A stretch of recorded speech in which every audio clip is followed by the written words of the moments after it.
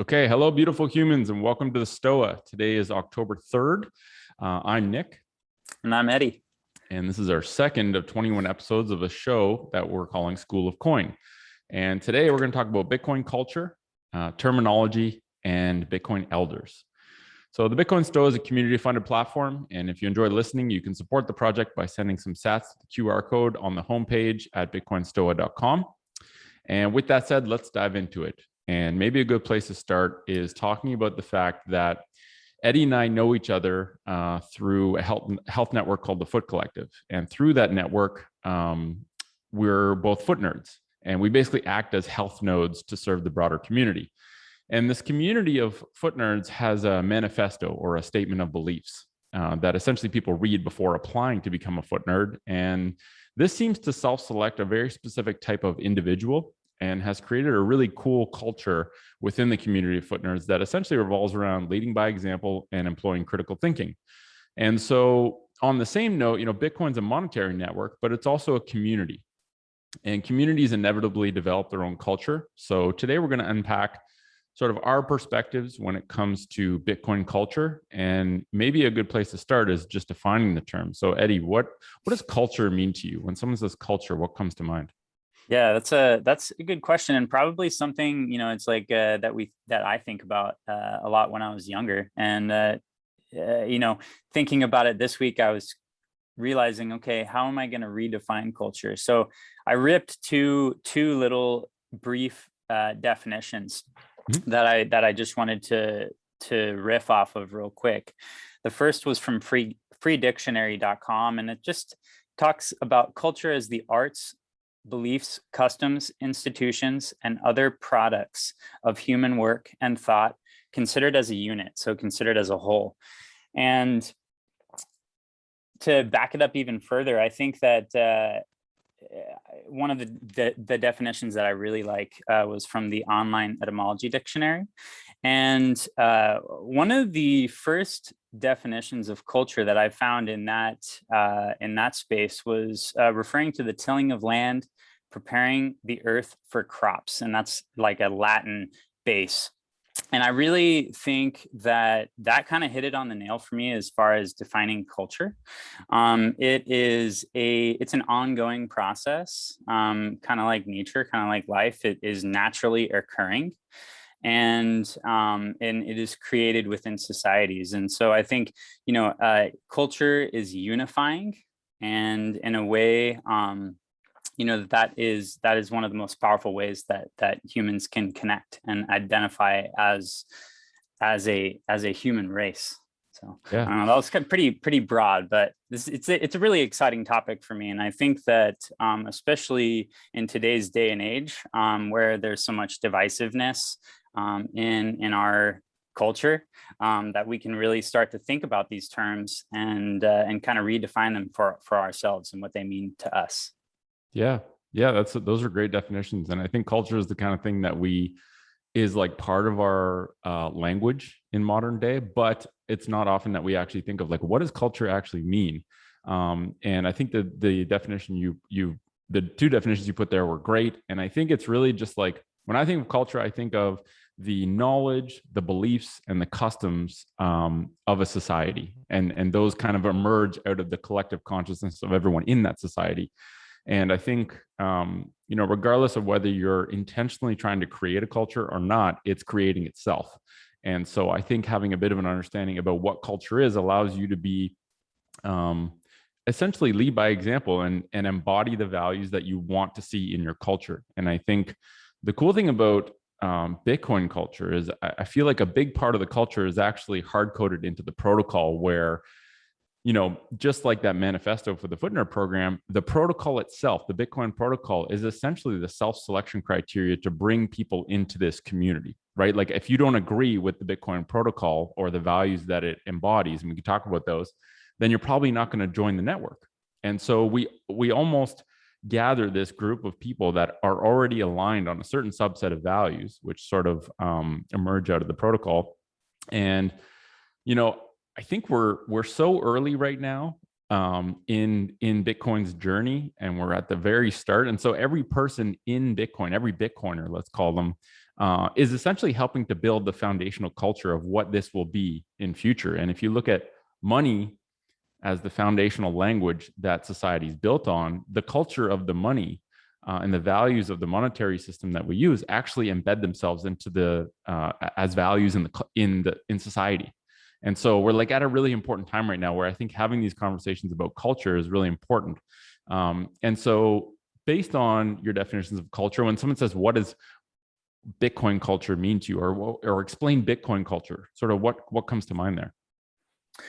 Yeah, I don't think I've ever answered that question before, but from my personal experience, I would say that Bitcoin culture is kind of like you said, Nick. It's if you want to play by the rules of the protocol and the foundational beliefs of the system, maybe resonate with something that you see within yourself, then I would say the Bitcoin culture is very open. They're very the culture is very transparent. That's another thing that it is very transparent, so you're going to be able to learn exactly what everybody else is learning, and that's just the nature of the Bitcoin protocol itself. Yeah. So I think just to start there, I think transparency and open-mindedness and the sharing of information, that kind of all like ties in with like decentralization, I think, would make sense to me. I think that is kind of a good basis of the Bitcoin culture. Yeah. Yeah. I had a lot of those points that you just said I had there where, and, that openness and, Bitcoin being an open network, it doesn't care who you are, where you come from, how much money you have, what you look like. The nature of Bitcoin is such that if you can make a long string of numbers, you are welcomed onto this network. And so this whole idea of embracing diversity and not discriminating is like hard coded, right? Like there's no way of changing that. And we all kind of agreed that that is important enough when we signed on to join the network. And I think another one that comes to mind, or another 2 points, is like a strong conviction. Like people that are in the Bitcoin space have a conviction in their belief for sound of what sound money is, and that Bitcoin is sound money. And I think it also leads into this culture of like financial responsibility, right? When you understand the importance of sound money and what sound money can do for you to sort of store your time and energy, it makes you a lot more financially responsible because now there's an opportunity cost for everything you buy, right? Instead of buying that car that's a bit more expensive, well, the opportunity cost is the amount of Bitcoin you could buy with that extra price. And so I think it makes a more financially responsible group of people. And even that's proved within the protocol where it's like hard-coded scarcity. We're not going to change that because that's a really important element for sound money. So transparency, not discriminating, honesty, because everyone has access to all the inner workings of Bitcoin and can verify, don't trust, verify. I think that's a really important part of the culture where everyone has equal access to the information. There's no gatekeepers and there's no rulers. There's just a set of rules. If you align with the rules, then you can play the game. Anyone can play the game. And as long as you abide by the rules, we're all on equal playing field, regardless of whether you're MicroStrategy with billions of dollars in Bitcoin or someone in El Salvador that has like $4 in Bitcoin. We're seen as equal and we have equal privileges on the network. And I think that's a really cool part of this. And I also think Bitcoiners are very generous with their time. And I think that's actually a byproduct of reducing your time pressure. Knowing that you have your money in a safe vehicle gives you extra time. And Bitcoiners in general seem to be very generous with their time in terms of education, taking the time to speak about Bitcoin to someone who might be curious, doing podcasts. And so, yeah, it's just it really aligns deeply with some of the values that I hold. And I think that's a really cool thing. It's nice to see. It's nice to have that protocol having some hard-coded elements that aren't going to change. I think that gives me a little bit of faith that this culture is here to stay. It's not going to veer too far off the tracks because it's like embedded into this thing. So yeah, I completely agree. And just a couple things that you said there just kind of made me think, as far as the, and we can kind of go obviously much further down the rabbit hole in future episodes, but really the basis for one of the base reasons for Satoshi Nakamoto to you know, have this issue in the first place and wanting to create Bitcoin to fix it was the inherent trust that everyone has to place on centralized organizations, especially in terms of the finance and money realm. And so going into the Bitcoin space, it's really kind of fascinating because you kind of, like you said, Nick, everybody's open with their time. You get to speak with people. I mean, I went to the Bitcoin conference and I was talking to people who I was reading their books like 2 weeks before that. And I was like cool. feeling like a fanboy. And but it wasn't unique. You know, they're just all out hanging out with everybody and chatting. And that was a really electric time. And I think that the fact that the culture of trust is kind of instilled within the community of Bitcoin, and kind of like one other point that I'll just add on to that is that the conviction, it's you know, when someone is highly firm in their beliefs, and maybe, you know, you're listening to them talk, maybe it strikes up something within yourself. Conviction is typically going to make you reflect on your own beliefs. And that has been a huge impact for me in my learning about Bitcoin and just learning about finance in general, because I didn't really ask those questions. And you know, I think that it's just a really great opportunity to you know, dive into things that you're really interested in, and have that openness, have that inclusion, have that ability to pull information and not have information being, you know, locked away. And you know, it's really important. I mean, you know, as much, it's like I spent $120,000 on my college degree, and the day after I graduated, I lost all the access to my scholarly articles and stuff. You know, so it's like, you know, it's kind of this openness of information and transparency that really resonates with me. So. Yeah, and even I should put an asterisk when I say conviction, because it's highly informed conviction. Because I've seen people that have high conviction with very low amounts of information and understanding, and despite that, seem to be supremely confident despite not really understanding what they're confident about.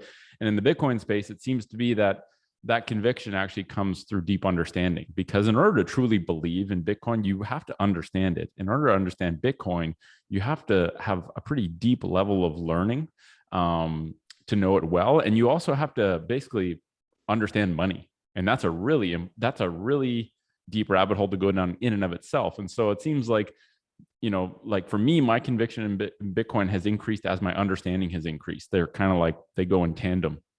And there's also a shitload of really smart people in Bitcoin. Like that is the most shocking thing, I think.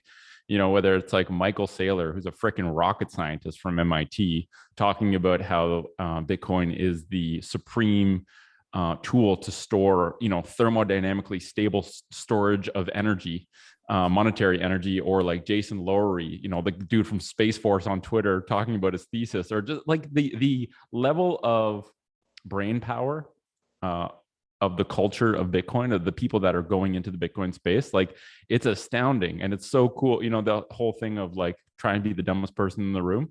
Well, I feel like the dumbest person in the room at all times when it comes to Bitcoin. And that's a really exciting thing for me. It's like everyone, you can learn from everyone. And that's really cool. Yeah, totally. I completely agree with that. So part of culture is also language, right? Like certain cultures have unique languages, but they also have unique terms, like slang terms, or sort of terminology that is unique to the culture that you find yourself within. So maybe this is a good place to kind of move on to breaking down some of the language or some of the jargon of Bitcoin. And I think knowing these terms and what they mean is sort of part of what can make you feel part of the culture. And so this isn't an exhaustive list, but we'll just go tic-tac-toe. You go, then I go, and we'll make sure to cover some of the terms that will be helpful for beginners to know if they hear that.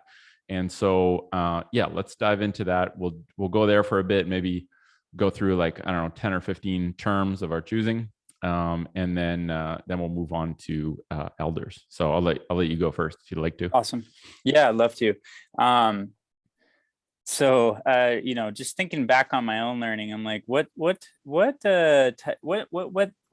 some of these terms that were the most confusing to me first? And one of the terms that I always heard thrown around quite a bit, because it's a confusing term, is blockchain. And so I wanted to define that first, because that is one of fundamental parts of Bitcoin. Yep. So a blockchain is a public list of all blocks that have ever been mined, ensuring that everyone knows what Bitcoin belongs to whom. Many nodes on the network keep a copy of the blockchain. And so that, I guess, just talking about that is going to pull up two definitions, block and node. So we can kind of work on those. But I think to define blockchain, it simply is a ledger. And it is a distributed ledger that is essentially recorded and saved on every computer or node that is participating in the Bitcoin network. Right. Yeah, that's an important one. And that one gets misused and sort of twisted a lot. Like the people that say, oh, it's not about Bitcoin, it's about blockchain, the technology under it. It's like, to me, when someone says that, it literally just shows a fundamental misunderstanding of what the blockchain is. Because if you understand what it is, you understand that we only need one. And the way I think of blockchain, because I've explained this to many people, and my explanation is like different every time. Because I'm trying to experiment, like what way actually resonates with people so that they can understand this in a non-abstract way. And one that I'm having good luck with is that it's like a block is just a unit of information. So the blockchain is simply a chain or a string of sequential blocks of information. And it's basically like a giant, people understand bookkeeping. Like a bookkeeping book is like a ledger of what you're receiving and what is owed. And so the blockchain is like a giant book that's publicly available for everyone to see and has the bookkeeping records of every transaction that's made on the Bitcoin network. And every 10 minutes, a new page is written by miners in this book and then verified by nodes to be correct. So it's like a giant bookkeeping record book. And each page would represent a block, and the sequential nature of the pages would represent the blockchain. Miners write the pages, nodes, which can be run by anyone in the community, verify that what the miners wrote is correct. And that's the one I seem to be having luck with, because it gives some sort of tangible element to the abstract term of blockchain. Yeah, and there seems to be, and you just kind of hit on the like kind of checks and balances whole process of each piece. The nodes, the miners, and of course the ledger and the importance of that. And so I think that's a good place to start. What would be your next definition, Nick?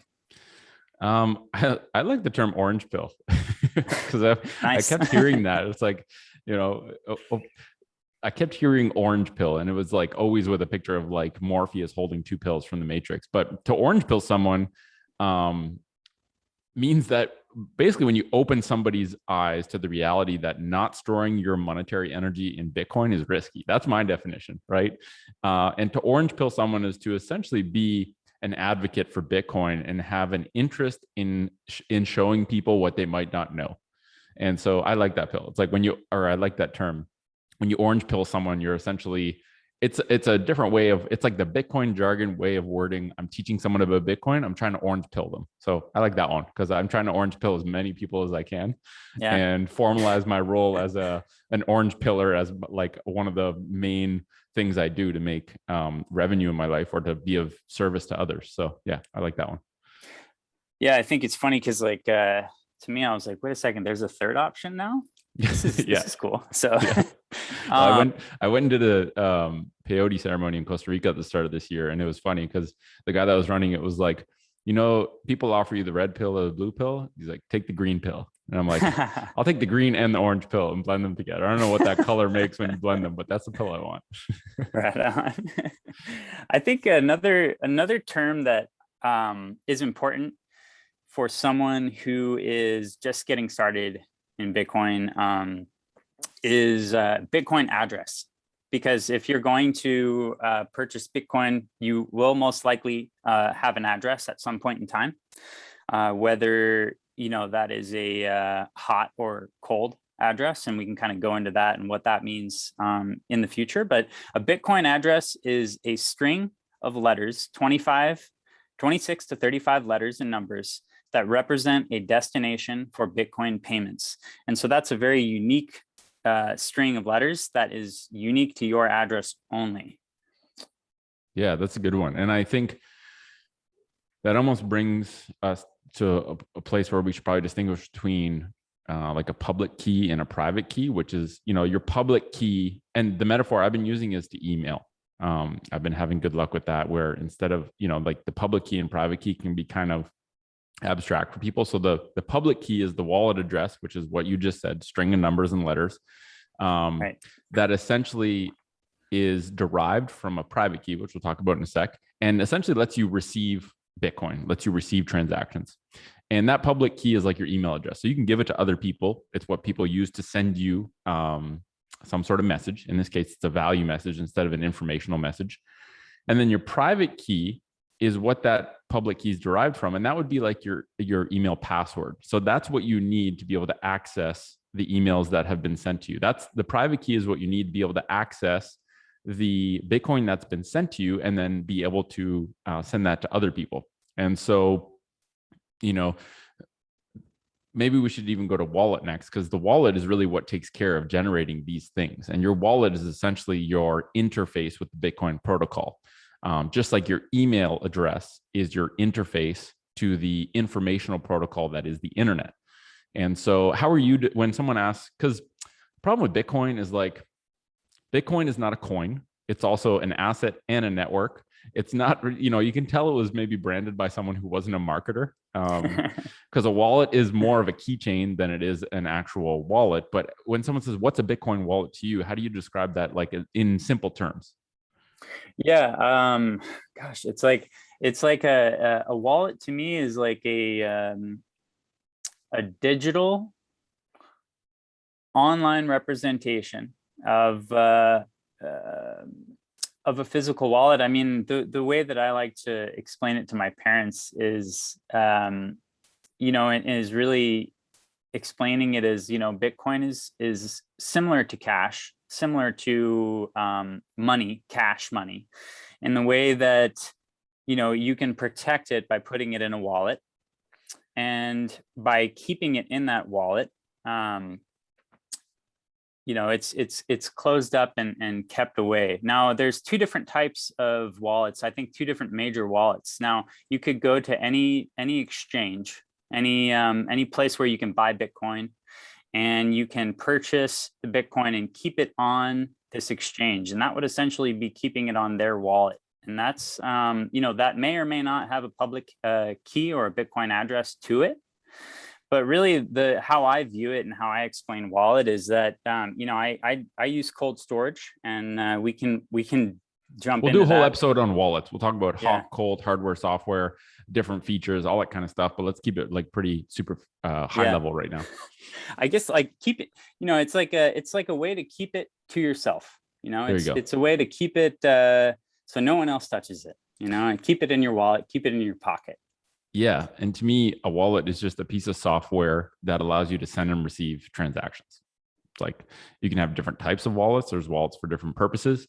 But at the end of the day, it's a piece of software that interacts with the Bitcoin protocol that allows you to send and receive transactions. And built into that is really like that piece of software essentially manages all your keys. It generates public keys. So it's like a tree, right? You have your private key. That's the master. It's almost like if you had a wall unit of like 50 lockers and one key could open every single locker. That's the master key. That's your private key. From that, all those lockers are created based on that key. And each of those lockers, you can give the code to those lockers to different people, and that allows them to put something in the locker, but not to take anything out. So it's like each locker has a slot. You tell someone, okay, locker 5A is kind of like a public address. It can be generated from your private key. Someone could put something in there, but they can't open it. And you have the master key to open all the lockers up and be able to take things out. So, yeah, like I said, we'll do a whole episode on wallets because I think, I mean, wallets are one of the most important parts of participating in Bitcoin because that's essentially your connection to the network, right? Without a wallet, you can't do shit. And so we'll talk about that deeper, but as it stands at a super high level, it's a piece of software, a tool, which is a piece of software that allows you to interact with Bitcoin and send and receive units of value, pieces of Bitcoin. That was yeah. So public, private key, and we'll do. I mean, you know, my hope is that my mom will listen to this and she'll fire me all the questions she has after listening to this, and then we can sort of clarify. Okay, well, is there a better way to explain wallets to someone who has no understanding of Bitcoin? And I think over time we'll get better, and maybe we'll end up re-recording certain episodes as we get better at explaining this. One that I like that people are hearing more and more about is hash rate. And you know, at a high level, hash rate is essentially the amount of computing power that miners are using to validate the blockchain, to create the blockchain. So it's the amount of hash rate is the amount of computing power needed in order to generate an extra page in that public ledger. And so that's kind of all people have to know, because I've heard people say, what's hash rate? What is that? It's like, well, you don't have to know anything about hashing, but hash rate is the amount of computing power used by miners to make new pages in that public ledger.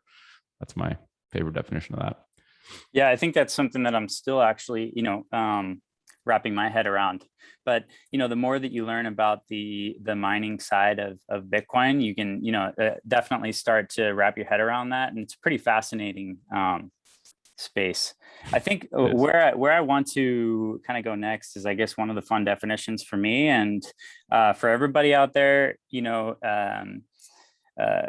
on the open seas, learning about Bitcoin is going to come across this occasionally, probably more often than not, and that is FUD. And like, what does that mean? FUD. It's FUD, and that means fear, uncertainty, and doubt. And the first time that I heard like that, I was like, oh yeah, that makes plenty of sense. And yeah, that totally like resonates with me, but I don't necessarily think I was able to pick it out when I was first learning about Bitcoin. And so, I mean, to me, like FUD could be any article out there, anything that you hear on the news that could be creating some fear, uncertainty, or doubt within yourself. And if you're able to recognize that, or at least see it, from an outside perspective, then take a moment to critically think about the information that you're hearing and think about the resource, where it's coming from, and and pull it back on yourself. And I think that that's a really important term. It has helped me weed out the noise from my signal when I'm pulling in the information that I think is going to be most important for me and the most truthful. So that's kind of a good term for anybody who's learning about Bitcoin. Yeah, that's a really good term. And that's an important one too. I like what you said about being able to identify it, because there is no shortage of FUD in the world. And it's like the things that evoke the most powerful resistance from the people who maybe have a financial interest in that thing not going mainstream, tend to get the most, like the things that are most important get the most FUD, essentially. And we're going to be doing an entire show on the Bitcoin Stow about FUD, because there are so many different, whether it's energy or whether it's security, there's so many areas, government regulation, or so many areas that the media or, let's call them bad players that are just pissed that something might be replacing them, are putting out there to influence people's perception and to essentially taint the narrative by putting some fear in the system to stop people from learning deeper. And the deeper your understanding is, the more resilient you are to FUD, right? Like if you have a good understanding of Bitcoin, it's kind of like kryptonite for people who are trying to spread FUD, because you see beyond it, you see through it. And yeah, the show is going to be called FUD Busters.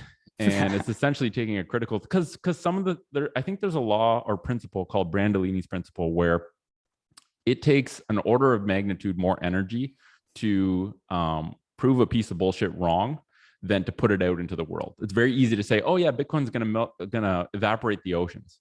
And then people that don't understand are like, oh yeah, it must be terrible. I don't want our oceans to be evaporated, so I'm just not going to look into it.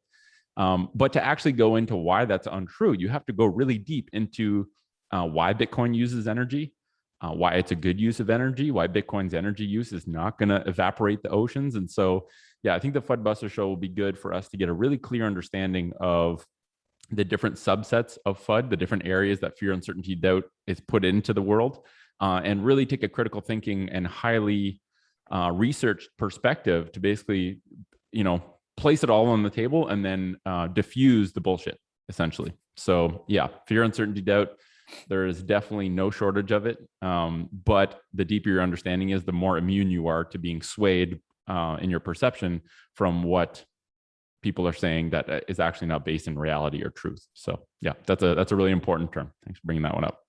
Yeah, definitely.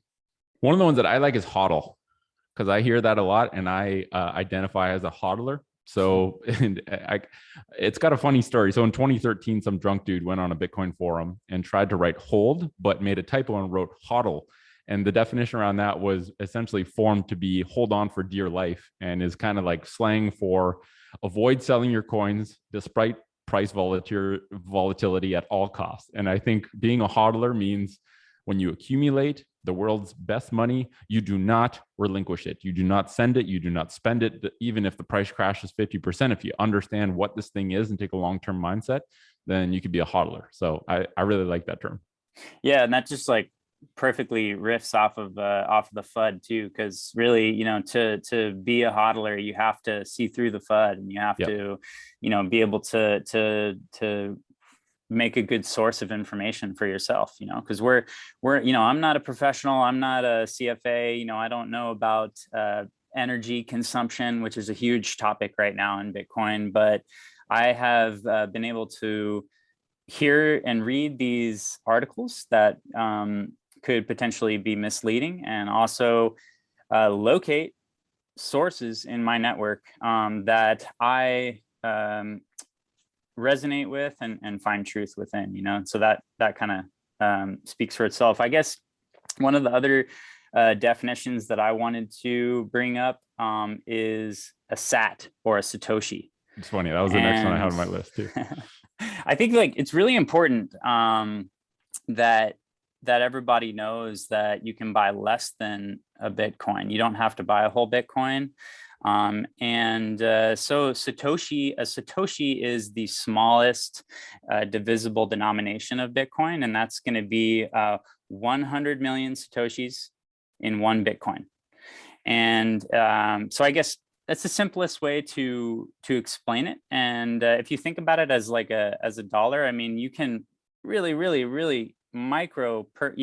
send or purchase Bitcoin in Satoshis. So if you, I mean, off the top of my head, with the price being at 47,000 or wherever it's at today, you could get about 2,000 or roughly about 2,000 Satoshis for $1 US.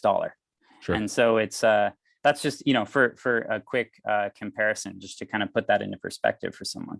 Yeah, I think that's really important to mention, because it's still a common misconception that Bitcoin's too expensive to buy now, but people don't realize how divisible Bitcoin is, right? And like you said, if one Satoshi, or SAT for short, is 1/100 millionth of a Bitcoin, you can essentially buy 10 cents worth of Bitcoin, especially with Lightning now kind of in play. And so this whole and that's named after Satoshi Nakamoto, the creator of Bitcoin. And a parallel term to that is stacking sats. And that essentially means accumulating Satoshis over time, typically through something like a regular buy or dollar cost averaging. But yeah, I think people need to know that in terms of, like, you can divide a dollar into 100 cents. You can divide a Bitcoin into 100 million units. And that's like some impressive shit, right? When you engineer money from scratch, you essentially create the best form of money on purpose. And I think the divisibility element, when we get into what is money, which is, I believe, the next episode we're going to do next week, one of the important properties of money is divisibility. And when you look at Bitcoin, it wins that game. It beats out all the other forms of money. Like gold is not that divisible. What are you going to do? Bring a gold bar and slice off a chunk to pay someone for something? It just doesn't work very well. And so whether it's aggregating or separating units of Bitcoin. You can have as many full coins as you want, but you can also have very small units. And I think the way that most people are going to buy Bitcoin is in sats, is not in actual full coins. So that's a good term. Yeah, most definitely. Another one that I think people are going to hear about a lot, and I think opens up a bigger conversation, but we'll keep it fairly high level today. And we'll have an entire show. I'm not sure what the title will be, but it'll probably be tokens and tech projects. And those refer to things that are known as altcoins, or within the Bitcoin community, shitcoins. And essentially, an altcoin is a crypto, like, this is based on Investopedia's definition, and there's going to be a lot of nuance with this. So this is not going to do justice to all the nuance, but Investopedia labels it as an altcoin, as a cryptocurrency with little or no value, and that has no immediate and discernible purpose other than to increase the wealth of its creators. I added that last little bit. That wasn't an Investopedia. But these alternative, because there's like 6,000 plus coins, maybe even more. And most of them are sort of copycats of Bitcoin, or that sell themselves as improvements to Bitcoin. And most of the time, those end up taking advantage of people who don't actually understand Bitcoin and maybe feel they relate to the party. And so, the whole thing with, I really like to view Bitcoin as sound money, and that's separate from all of the rest of crypto, which is mostly made up of altcoins or tokens. And unless I like to view those altcoins or shitcoins, as some people call them, although I think we just have to be understanding that you can use that term, but it doesn't mean every other thing is shit. It just means that maybe they're not polished yet. And just like a tech startup, right? If you want to invest in a tech startup as a VC, you have to have a really deep knowledge of what you're investing in, or you're probably going to lose your shirt. And with most of those altcoins, most of them will go to zero. Some of the unicorns will do well, but none of the unicorns have actually been fully formed yet. Like, they're still all under construction. And so, unless you're really ready to go do a deep dive in learning about them enough to be in the know and know where to place your money, my advice to people is just like, focus on learning sound money. That's hard enough to learn. Focus your energy on that, because that's immediately tangible, important, and that has solved a real problem. And then dip your toes in the tech projects if that's what you're into. But if someone says, what's an altcoin to you, what comes to mind? Yeah. And did you go through that phase? Did you get into altcoins at all? I never got into altcoins, thankfully. That was not a path that I had to take. And I think that was just like, because I'm a natural skeptic, I would say. Like, I just wait and wait and listen and listen and listen until I feel that 100% conviction. And I found that with Bitcoin really easily. But like, when I say what is an altcoin? Well, it's typically centralized. It's like always going to be centralized, and that is not Bitcoin. Any other coin than Bitcoin usually compares themselves to Bitcoin. Right. And like you said, it's kind of that same idea, that mentality of like, I missed the boat, I want to create this next coin. We're going to make it so awesome. But the next Bitcoin, that's what people say.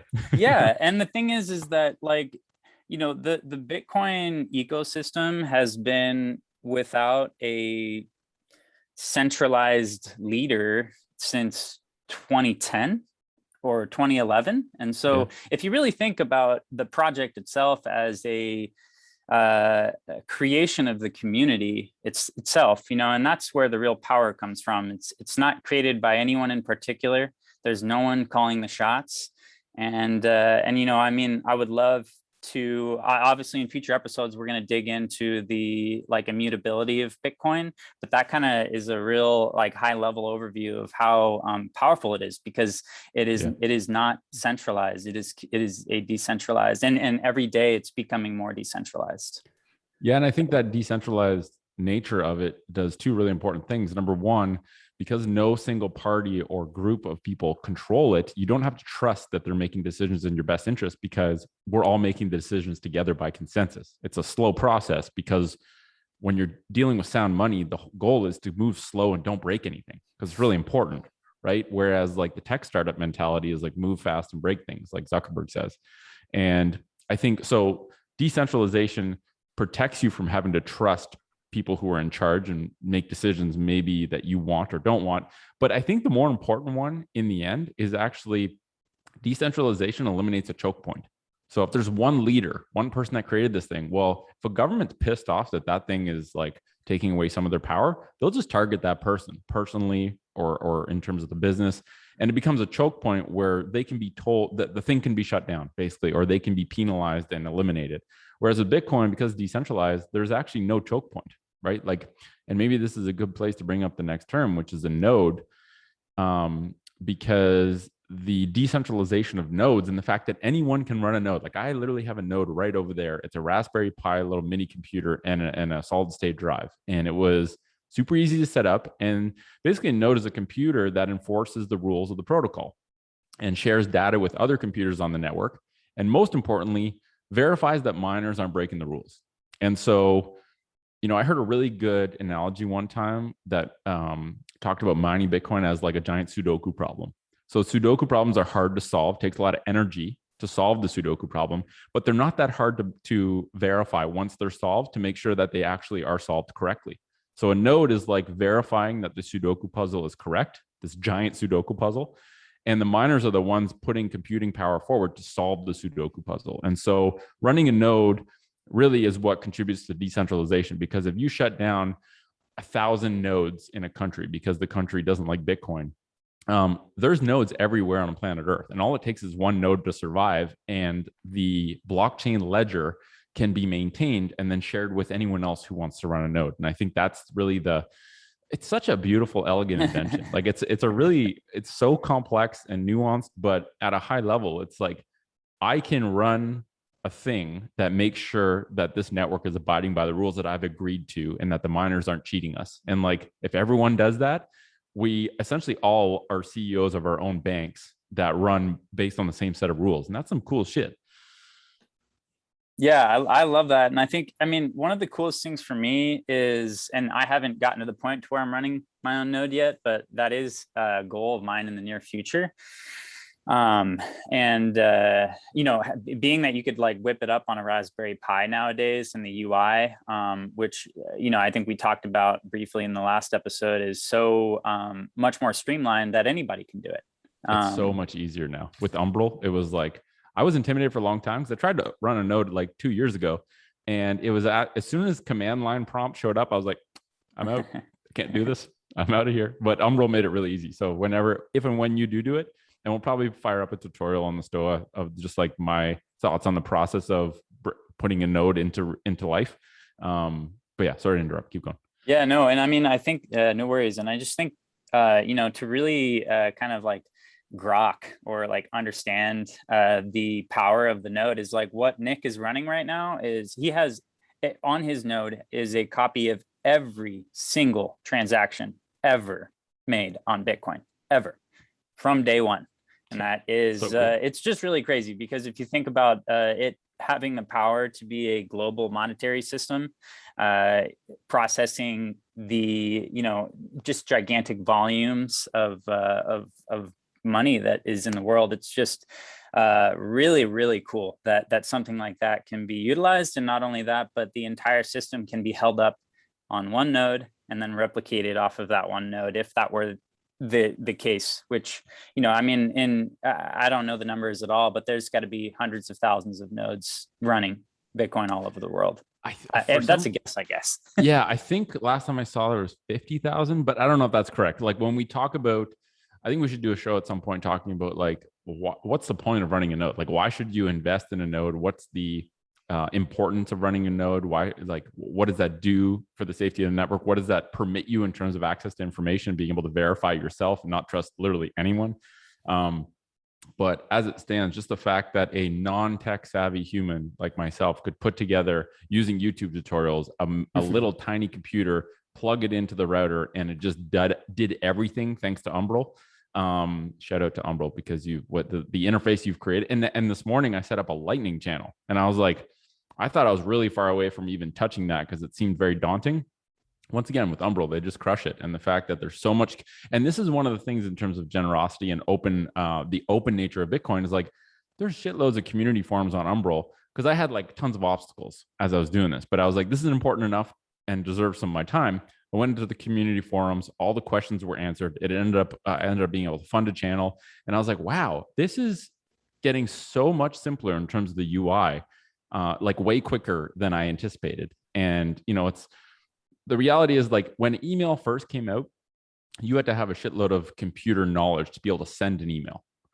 And 10 years later, my mom can swipe her finger on her iPad and send an email.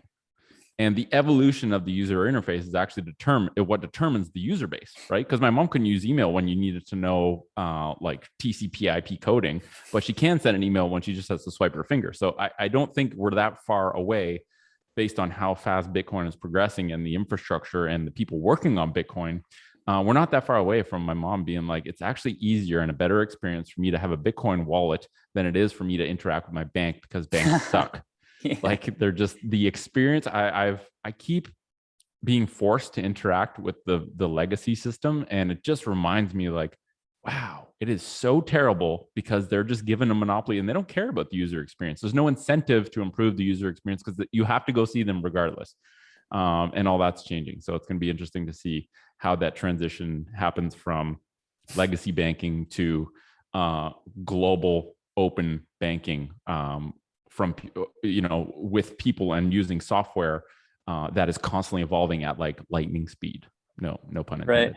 Right. Yeah, exactly. And talking about Lightning, because you did mention that, and even before, when we were talking about altcoins, I was thinking about layer 2, and that's just one of the other definitions that I wanted to bring up, because if you're doing any of you out there that are doing research into Bitcoin, and you will most definitely be listening to why other coins are better than Bitcoin, or why Bitcoin is better than these other coins. And a lot of these other cryptocurrencies like to use the I guess comparison that Bitcoin is old technology. It's an old protocol, and it's like I keep hearing the AOL, of the time, and I think that's just totally. I don't believe that. It's FUD. It's FUD. And what really? So I guess I want to kind of like move that definition into layer 2 and a couple different things. So layer 2 is essentially a secondary framework or protocol built upon the existing Bitcoin network. And so two things that I just want to mention about layer 2, and then Nick, you can probably dive a little bit more into detail. Maybe just to clarify, layer 2 with Bitcoin is Lightning. So if you hear Lightning Network or Lightning, that's basically a layer 2 application on the Bitcoin base chain. Exactly. And, I think one of the cool things about layer 2 is that it's so limitless at this point in time. And so, one of the things that just came to my mind is we were talking about Satoshis earlier, the smallest divisible unit of Bitcoin right now. And you think about the total Bitcoin that is going to be available, and that's 21 million coins. Some people are like, well, that's not, how is that going to make sense? If that doesn't make sense to you, we can talk about that more in a future episode. But layer 2 allows you to add on to the existing protocol, and it's really fascinating to see some of these things that are playing out in real life today, which is like Nick is talking about with Lightning, and some of the things that are going on with Twitter and the payment system on Twitter. It's really cool. And so layer 2 is just a secondary framework on top of the base layer. Right. Yeah, and I think, okay, so a couple of things come to mind there. 21 million coins times 100 million, I believe, is 2.1 quadrillion units. And that is the total amount of units available that will be available. And quadrillion doesn't actually make there's no framework for us to understand numbers that big. Even trillion, like, I'm starting to be numb to the word trillion because it's getting thrown around so much, but like, that's some crazy shit. A trillion is a lot of freaking zeros. Quadrillion is even crazier.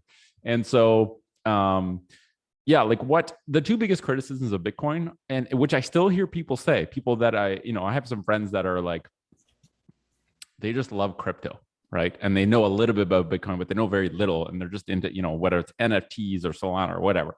They love all the stuff. I'm just like a sound money maximalist where like I just focus, I only have a certain amount of energy. This shit is really complex to understand. If you're going to be putting a lot of your wealth, you should understand it deeply or know someone that does so that you can ask them questions. So I've literally just taken tunnel vision to Bitcoin because it's the only thing I have the bandwidth to learn about deeply. And in order for me to have a tolerance of the risk going into something, I have to understand it. And two of the biggest criticisms of Bitcoin is that it's slow, right? You have to wait for a certain amount of transactions for settlement to happen. And it's expensive. Transaction fees are expensive. Well, the Lightning Network, which is layer 2, solves those two problems. It's no longer slow, it's instant, and it's no longer expensive per transaction. It's relatively free. And what I mean by that is the transaction cost is so small in terms of sats that it's basically free. It's negligible. And the parallel in our system would be like the banking system. Your bank account would be like layer 1. So your bank sending money to another bank would be like layer 1. Visa and MasterCard would be layer 2. So you can do transactions every day, as many as you want, and then Visa and MasterCard settle with the banks. So it's like it's still part of that whole ecosystem, but it's a second layer which solves problems that maybe banking infrastructure can't handle as many transactions per second as Visa is ready to handle. And so Lightning is the equivalent for Bitcoin. So it solves those two problems. Twitter integrated the Strike API to enable Lightning payments on Twitter, which means you can send money to someone in the same way that you send a message to someone. Instant, relatively for free, final settlement, there's no credit. Like that's some magic shit. And I don't think that's even sunk in for me yet because it's not widely distributed enough. They have to test it and scale it up. But like it's already here, folks. And the fact that you can remit money to your family back home in the same way that you would send them a Twitter message, like melted my face when I heard about that. It was insane. So yeah, Lightning is going to be, and it's funny because people who have criticisms of Bitcoin, it's inconvenient for them to learn about Lightning. Right? Because all the bullshit that they were claiming, things that were wrong with Bitcoin, which maybe they then used to direct you to another project, have now been solved. But, software is never finished. Bitcoin software evolves very slowly, but it's never finished. And so the problems get identified, they get worked on by the smartest people in the world, and then they get implemented slowly and voted in by consensus. So it's a slow process, but like, Taproot's coming up. That was a big improvement and allows for scalability and privacy. Like all these things get dealt with, but it happens slowly. And if you're using Bitcoin as a store of value, which is mostly what it has been until now, until Lightning, then that's what you should want, right? So maybe, I guess the last definition I would like to mention, and then if you have one more, you can mention it right after, is Bitcoiner. The term Bitcoiner, and this is one that I tried to scour around and see like, is there a widely accepted definition of what it means to be a Bitcoiner? And based on not being able to find anything, what I realized it's very subjective, right? Some people define a Bitcoiner as someone who simply owns Bitcoin. I personally define being a Bitcoiner as someone who not only just owns it, but who is taking an active role to continue learning, understanding, and then teaching, right? If you want to understand something really well, teach it. And so to me, being a Bitcoiner means not only holding Bitcoin and being bullish on Bitcoin and really it means being a proponent for sound money. And it means being someone who believes in it so much that they have serious skin in the game, and that they seek to orange pill others, basically, is my definition of Bitcoiner. What about you? Yeah, I love that. I love that definition, Nick. And I was thinking about it a little bit more this week because we were talking about it at the last episode. And yeah, I think like I'm starting to really change my definition a little bit and edit it. And I think like what it means to me to be a Bitcoiner is like for the first time in my life, I'm really starting to like put myself out there, make a little bit of make some mistakes, maybe say something a little silly and try to work on my understanding of Bitcoin. And the great thing about the community of Bitcoin is that everyone's out there to help you understand. And so I think like, I just love that, that, it's allowing people to like explore their ideas of money, explore your idea of like decentralization, explore your idea of, what privacy means to you. I mean, there are so many foundational values that we can talk about that, reflect back on your life. And like you said, it's going to be subjective. Yeah. But it's really like powerful to, even for me, to just really think about like, what does it mean for me to be a Bitcoiner? And I think really just putting myself out there, and it kind of goes back to the culture of Bitcoin, is that you have this like community that's going to welcome you and embrace you. And it's perfectly fine. You make a couple mistakes on the way, but I think one other definition that I just kind of wanted to wrap up with, because I don't know, I kind of didn't really think it was that important to me, but I realized it might be kind of misleading, and it'll kind of move us into our next topic of elders. But the last definition that I wanted to talk about was just the symbol for Bitcoin. Because there are so many dang cryptocurrencies out there, and there's some cryptocurrencies that are actually specifically out there to make it seem like they're Bitcoin. And so like Bitcoin, the ticker symbol for Bitcoin is BTC only. And I think that's really important. That also, essentially stands for Bitcoin Core, which is the layer 1 protocol that is running right now. And it just brings to mind like one of the first forks in Bitcoin, and that was Bitcoin Cash. And or I guess, maybe not one of the first forks, but it just makes me think, because, learning about Bitcoin, you start to watch YouTube, you see these people who have been involved in the crypto space, and Bitcoin in particular, for a very long time. And then you also see them creating other coins, and you're like, wait, hold on. So what do I believe now? And so it just kind of moves me into like the elders topic. And I think it's really important because for me, it took me a little while to say, okay, like I've done a little bit of research. I see these, men and women in the marketplace and in the Bitcoin ecosphere. And so who am I to believe now, and who am I to listen to? And so I don't know if you want to like kind of take that away with and kind of moving into the elder topic. Yeah, we can maybe just frame it with just our definitions of elders, because I think even that one is a subjective one. But just to kind of pin one point back there is like, when it comes to Bitcoiner, I think back to the point of like, we're actively forming this culture because we're so early. One of the questions I want to ask every guest that I cross paths with is, what does it mean to you to be a Bitcoiner? And I think just collecting all these different definitions from all different people in different realms of Bitcoin will zone us into the common threads of what people think of when they say Bitcoiner. And then one last thing I want to mention there is, when we write Bitcoin, so you're right, BTC, Bitcoin, that's it. Not Bitcoin Cash, not wrapped Bitcoin, not fucking Bitcoin dog toy, Jim's coin. Like you got a really clear way to separate the noise from the signal. But one thing that's important to note is, when you actually write the word Bitcoin, and this is sort of a formality that I've come across, capital B Bitcoin is Bitcoin the network, lowercase Bitcoin is Bitcoin the asset. And now with Lightning, you can actually participate in Bitcoin the network without ever touching Bitcoin the asset. And we'll do a whole show on Lightning, because I think I've been researching. It's one of the main things I've been learning about lately, and there's a lot of interesting stuff. But yeah, capital B Bitcoin the network, lowercase b Bitcoin the asset. They're different things. They can actually be completely compartmentalized to be independent. And we'll talk more about that in future. But yeah, let's get in the last chunk, and it's all about elders. And I think even the word elder, when I think of, we all hear these mantras like respect your elders, right? And to me, when I was young, an elder meant someone who was chronologically old, like someone who was older than me and actually like pretty old, like my grandparents or my parents, although more related to my grandparents. And to me now, with my current understanding, like there's a guy called Stephen Jenkinson, who's a fellow Canadian. He talks about eldership a lot, because he says we basically have a crisis of eldership and a problem with passing over wisdom from older generations to newer generations, partially because older people simply don't wear the shoes of being elders anymore. We have a lot of old people lacking wisdom, which are not elders, right? They're chronologically old people, but they're not acting as elders. And so what does it mean to act as an elder?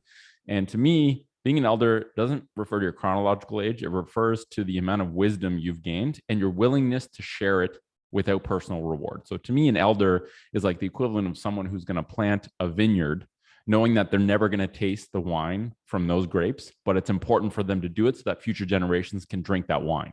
And so the whole idea of it being someone who has wisdom, regardless of their age, and someone who has a willingness to share that wisdom without getting immediate personal reward. To me, that's what an elder means, but I'd love to hear what comes to mind when someone says elder for you.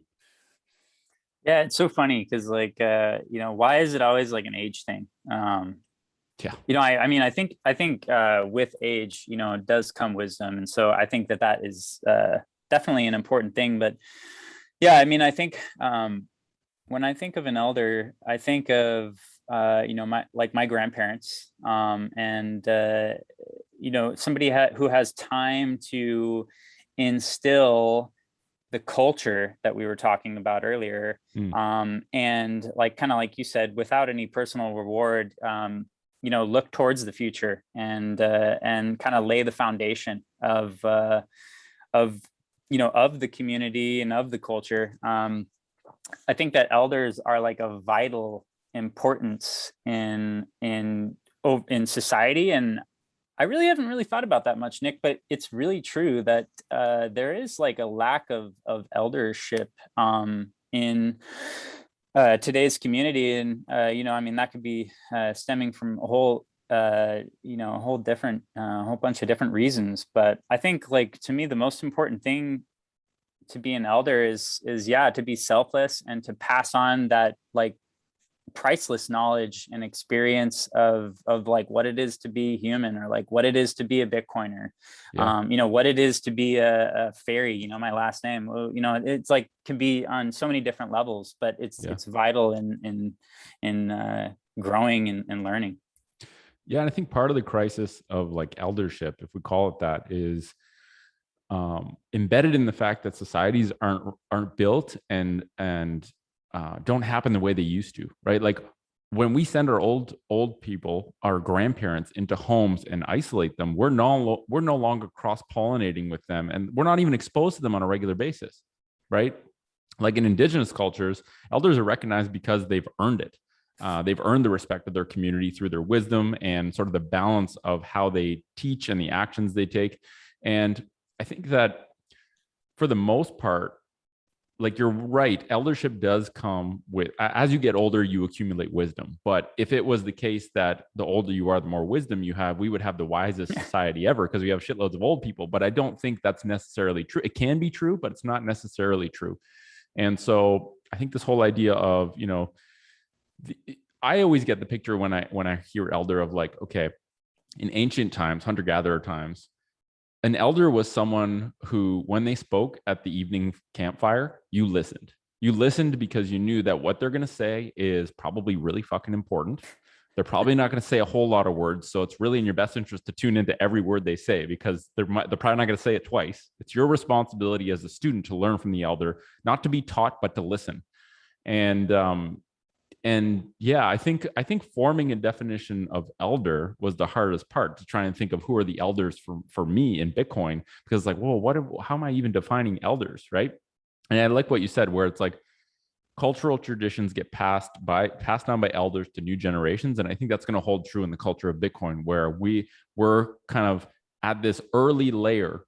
We're developing this notion of Bitcoin culture and what that means, and what the cultural norms and what the cultural rights and traditions are, and the language. And as that develops and evolves, we need to have some sort of Passover. And it's funny because the campfire is now Twitter, or can be Twitter, right? Where like you and I have access to insanely smart people who have a deep understanding of Bitcoin based on little nuggets of information that they're putting into the digital world as a tweet instead of as a couple sentences at the campfire. And that's kind of cool, right? I mean, obviously it's a tool. It has a negative as well, or it can have a negative. But I think if you use the tool wisely, we're all invited to the campfire of Bitcoin elders who choose to teach others and share their knowledge. And I think that's super cool. So let's do tic-tac-toe. You go, then I'll go, and we'll just list three of our Bitcoin elders because it's very subjective. And maybe just like quickly say their name and why you consider them to be an elder. And if we overlap, then we'll probably have less than six, but that's all good. And yeah, I'll invite you to lead off if you'd like to. Cool. Yeah, I would love to. My first Bitcoin elder that's important to me is Pierre Rochard. And Pierre Rochard is Well, right now I have a little snippet about him off of the Riot Mining website, and I'll just quickly read that. But currently he's the Bitcoin strategist at Kraken, but he's also been involved in Bitcoin as a researcher, investor, and software developer since February 2013. And he also co-founded the Satoshi Nakamoto Institute to curate the best primary source literature on Bitcoin and cryptography. And that last sentence there is one of the reasons why I think he's, to me, one of the most valuable elders in space, is because from a very early point in time, Pierre Rochard understood the immense importance of Bitcoin and has created free resources for people to free, open, transparent resources for people to literally see everything. I mean, you can see the conversations that Satoshi Nakamoto was having with different cryptographers in the communities, and all these different really great articles. But that's that's my first choice, is Pierre Rochard as an elder, just given all that great information. Oh, yeah. That's a great, the Nakamoto Institute is like, some of the stuff on there that I've downloaded is like a first pass, and it's like, that's a later article because they can be complex and like heavy, but that is an insane resource library and database, and I didn't even know it was curated mostly by Pierre Rochard. Now, you found the description on the Riot blockchain website. Is he on that? Is he associated with that team as well? Or I they haven't just kind of listing him? I haven't dug in too much with Riot blockchain, but I could probably just take a quick, poke guess, and with all that exciting stuff that's going on in Texas right now, he's probably got some type of oversight into it. But I believe that it was actually, I know his Twitter handle. Pierre Rochard created the Satoshi Nakamoto Institute with Bitstein. Okay. Who was, gosh, I think his name is Michael, and I'm forgetting his last name right now, but those were the two main creators of the Satoshi Nakamoto Institute. And yeah, you're very right, Nick. Like, it's very high level, intelligent information. I mean, there is some more basic level information in there too, but it does give me like some comfort that I can take one of those articles and for free, and download it or save it on my computer, and then just kind of pick through it. And it really has given me a lot of transparency and my own learning. So amazing. Yeah. And I didn't have him listed, so I'm glad you mentioned him. Sweet. And it's almost like through the Satoshi Nakamoto Institute, he's essentially archived his most valuable campfire stories, right? He has made, and it's really nice when you find a resource or like a database of resources that is vetted, that is curated by someone who has a high understanding and a high level of integrity with the kind of articles they post, because that's just it's a gift. He gave us all a gift by creating that website. And I think that is one of the key elements of an elder, is leaving a gift. I'm sure he probably doesn't directly get paid for every person that reads an article, but he put it out there because he thinks it's important. And I think that's really cool. My first one that I listed was the OG, the ultimate elder, which is Satoshi Nakamoto. And I think just the fact that he created Bitcoin, gave this gift to the world, knew that in order for it to flourish and do well, he had to eliminate the choke point, which was him, and just kind of tapped out of existence. No one knows who he is. We'll probably never know who he is. And the fact that he's left all of his mined Bitcoin, I bet you he threw out the private key. My guess would be that, knowing him, is if you want to make sure that you never spend those, because that's part of the importance of this immaculate conception of it being created by an anonymous creator that didn't even care to take all the wealth. He'd be one of the richest people in the world if he claimed those Bitcoin from the early mining rewards. So to me, Satoshi is the ultimate OG elder, because he really embodies the fact that he gained all this wisdom probably through his whole life, through everything he learned, put something together, gave it to the world without expecting a reward. In fact, eliminated himself from even being able to receive a reward, and also receive criticisms, because you can surely know that he would be probably hunted down if it was known who he was.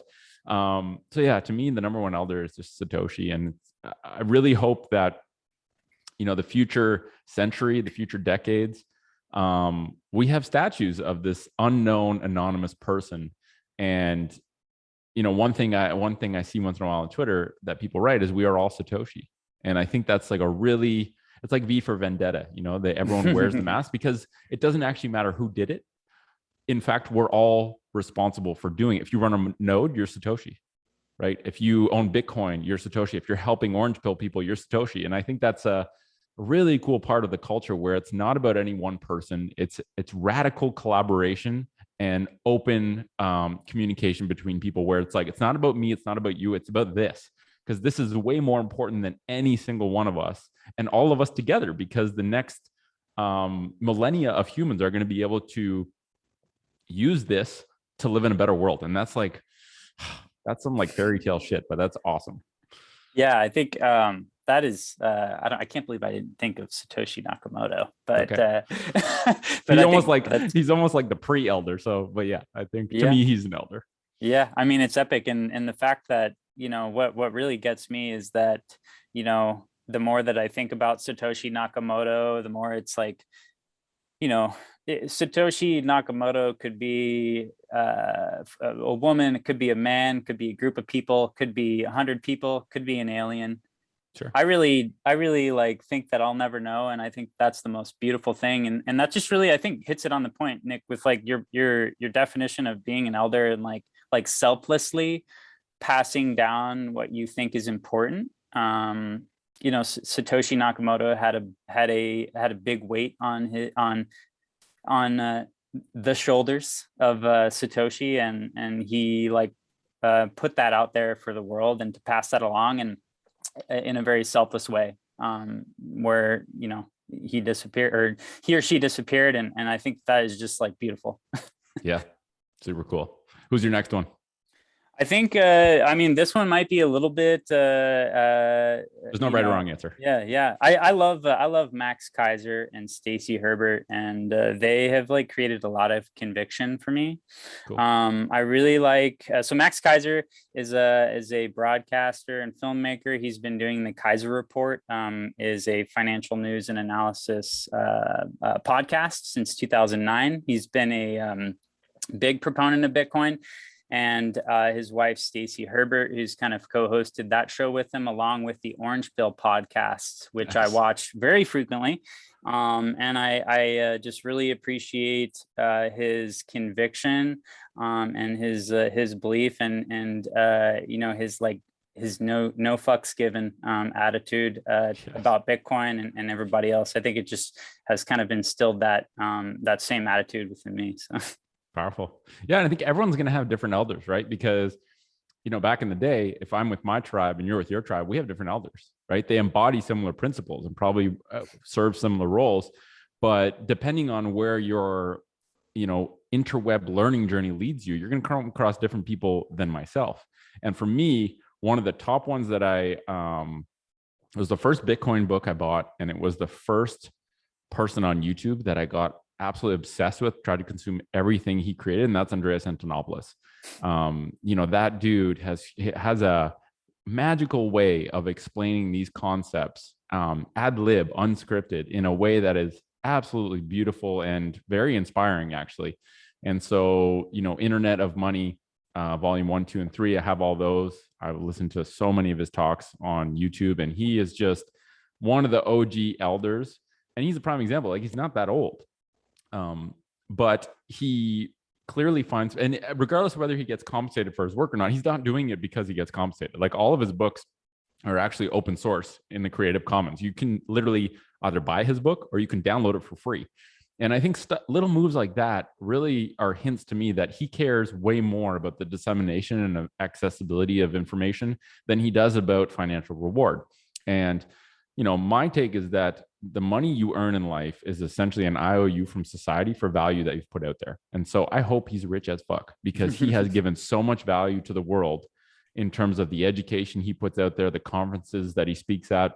And to me, Antonopoulos is like one of my OG elders, and someone that I go back to. If I start to get too deep and kind of confused, I'll watch some of his talks or go and dive into his books. And it just gives clarity by simplifying and using really tangible metaphors to show, like, I remember in one of his books, he talked about the currency wars. And this was like a book from like 3 years ago. And now we're seeing it, and how he describes currency wars and how currencies are trying to fight with each other to be more attractive as trading partners, leading to this like self-terminating endpoint, is like, shit, he was talking about this years and years ago, and he articulates it beautifully. So yeah, for me, Andreas Antonopoulos, elder.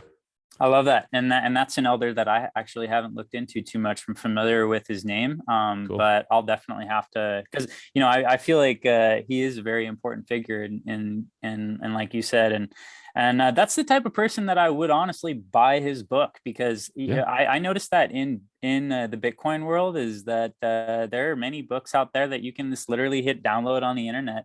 But I mean, I would gladly support somebody who's promoting free information like that. So I love that. I guess my Well, the last. cool thing, just one little tidbit, the cool thing about these books is that they're actually just compilations of talks that he gave. So before every topic in the book, it actually gives you the YouTube link of where the original talk was, of the original talk. And so it's basically someone took all of his top talks and transcribed them into books.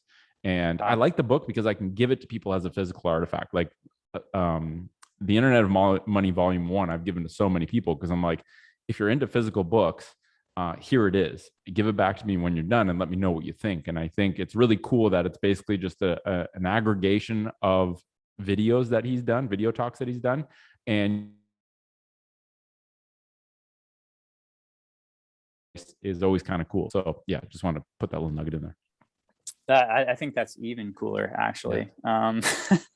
My last elder is Jameson Lopp, and he, again, I honestly I don't know too much about Jameson, but he's really he's somebody I follow on Twitter, and I like to watch him when I can catch him on podcasts and on YouTube a lot, because I really like his outspoken nature. And he's just kind of one of those guys that's not going to stand up for anything that that he disagrees with. I mean, he's going to put his truth out there and bust that FUD. And so I really like, I look up to him for that, and I thank him for what he does. I mean, some of the cool stuff that he's doing is working on Casa, which is another multi-signature wallet, which we can talk about in the future. But he's a great guy, and a good source. And I believe that Jameson also has a couple other couple websites too that can point you to like a good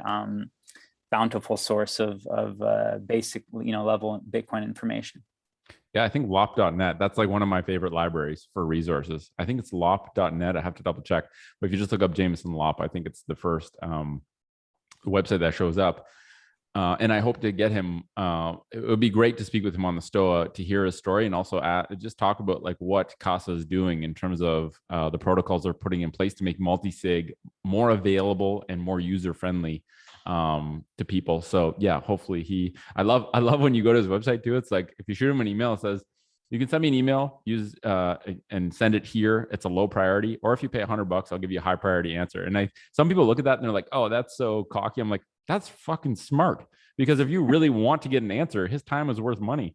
And that's kind of the signal you put out there. It's like your Bitcoin fee. If you want a transaction to be put through quicker, then just bump up the fee. So yeah, I've looked at a lot of his site is like a magical resource library, because it actually almost like engineers a journey. It's like if you're just starting, go here. If you're more advanced, go here. If you want to learn about this, go here. And so his I highly recommend that website to anyone who wants to dive into some of his resources, because it's really well put together.